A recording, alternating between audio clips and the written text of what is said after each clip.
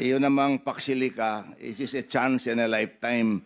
At yung tinatakot natin na 60 million liters ang kailangan sa isang araw, kung i-combine mo yung discharge ng all Zambales rivers into the ocean every second is equivalent to that 60 million liters. That's only equivalent to 60,000 cubic meters, which is one Panamax. Parang itong building na ito. Yan lang ang per second na lumalabas sa lahat ng ilog ng Zambales. Kaya huwag matakot yung ating publiko dito sa Paxilica.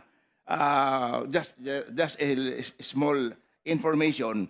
Kasi water is my 40 and 60 million liters is only 60,000 cubic meters. That is only one Panamax.